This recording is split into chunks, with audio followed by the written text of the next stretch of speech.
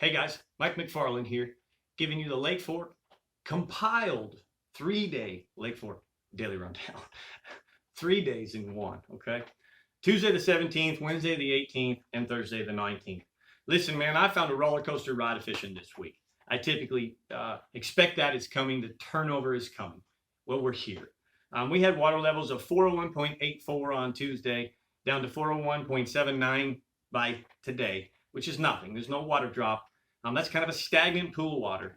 And then we have cooling trends. The temperature, 85.7 Tuesday, all the way down to 84.1 today. Now, basically, that is the first 18 inches subsurface of the lake in the morning, first thing, after the cool trends happened through the night, okay? So that upper cooler water sinks through the water column, blends in with the bottom, and eventually those two are going to blend into one. Those two separated water columns of temperature become one. And that's the turnover, okay? Ecologists will show, if you Google it, that the turnover happens so fast, you rarely notice it. In many, many, many lakes, they don't even know what happened. In our lakes, we know what happened. We see the yellow bubbles. We saw the dead debris on the bottom rise. It's kind of like an overgrown pond is what Lake Fork is.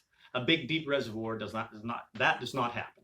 So in Lake Fork, you end up seeing this inversion. You begin to see the water turn orange. You see yellow bubbles. You see it look yucky. In those areas, you now need fish shallow. And that's what we witnessed. So Tuesday, very, very tough day. Grinded all day. Only had a couple of bites and only landed a couple of fish in a full day and half day trip. That's right. We did a lot of studying. We had a tournament, so we didn't wet as much line.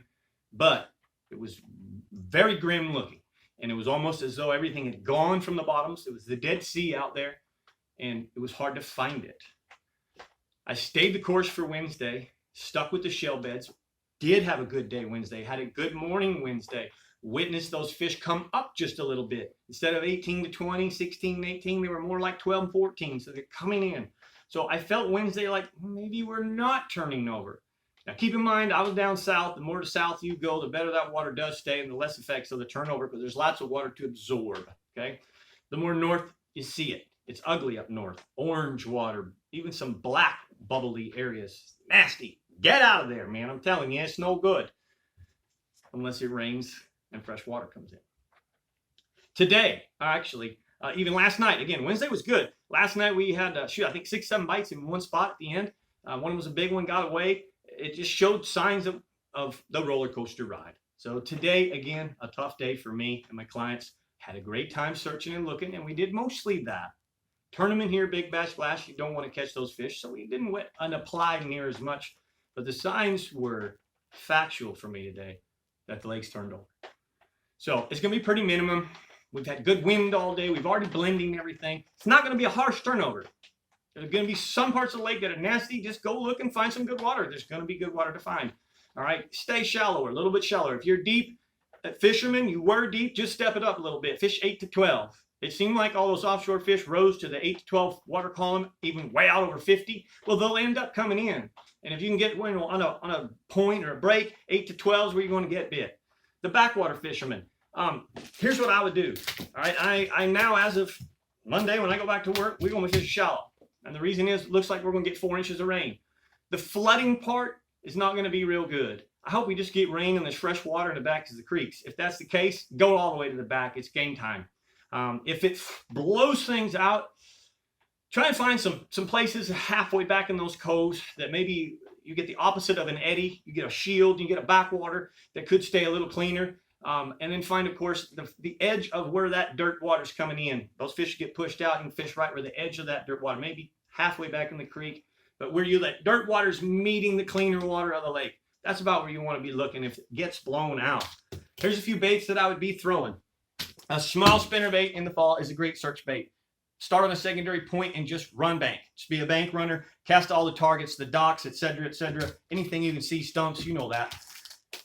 Any small spinner bait, small blades. I prefer the Got 5.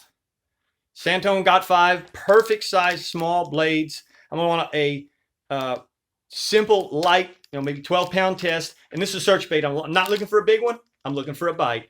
And this one will get you 5. This gets me started, gets me warm. Another get me warm bait.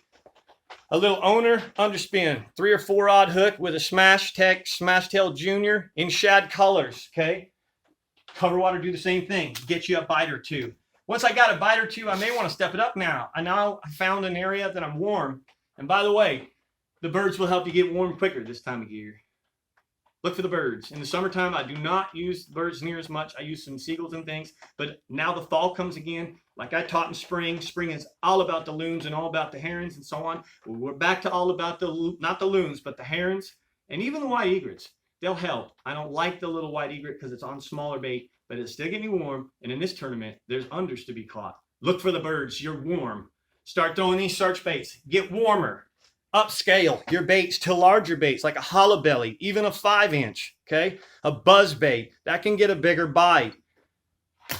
A frog, it's time to throw a frog here, guys, okay? Get Kermit out, it's time to throw that guy, all right? The water rises really, really fast. You're gonna have search cover a lot of water. If we just get just a little bit and we get some easy rise, water rise, fish rise. So my number one tip that I'm going to give you right now, someone asked me, Mike, if you were to fish this, how would you fish? And the first thing is I always fish Lake Fork big. That's what we guide for. I'd rather be the number 4 batter who strikes out, but has a shot at a home run or a grand slam. So I'm going to swing big all the time. In this conditions, I don't think swinging big has a high percentage opportunity. I think I would go for money. I would go for the unders, and I would run the shallow water, as I just showed you, with one more bait. So several years ago, I got into throwing this Santone swim jig, and I really loved it. We all throw it. All the guys really like the swim jig bite on fork, and there's multiple swim jigs you can choose from. I choose the Santone. But here's the deal. I got a great friend, Mr. Kevin Sharp. Kevin, I hope you get to watch this video. I don't even know if you follow me anymore, but Kevin got to be a judge with old Big Greg Hackney. That's right, Big Greg. And what Big Greg shared with my friend Kevin was, first of all, we're going to throw that thing in some shallow water, under junk, in the buck brush. I'm just looking for, I may rip it over 10, 12 feet of matted grass just for that one little pocket that's right there. But I'm going to really go to work with this thing. And in some cases, I'm going to be burning it so fast that weed guard sticks out of the water just a little bit, like a fin, like a rudder, like a guard. That's how fast. I may position the rod where I need it to burn it. But I'm going to put on a brim color one of these and shad color one of these in probably about a 3/8 ounce. I don't think I have one up here. I do. Here's me a Pake's Perch. And this would be, 5/16 ounce Pake's Perch, 5/16 ounce shad patter. Don't go the heavy one. It's too heavy around that junk. If you ask me what would Mike do, Mike would do what the hack would do, especially if we flood and that water comes up fast. So that's the compiled Lake Fork Daily Rundown. Hope you enjoyed it. I'm really, really overtired. I worked hard this week, full days and half days all week long. And I'm going to get me some rest tomorrow. You all be safe tomorrow. Okay, if you hear kaboom, get off the water. Life vest on, kill switch, click. It's the law. If you need anything, text me. I'll do all I can. Be safe. Catch a bunch of fish. And when you're out there, remember to respect your neighbor. Say hello to somebody instead of fighting about a fishing hole. All right? Thank you guys all. Appreciate you so much. Good luck and catch a big one.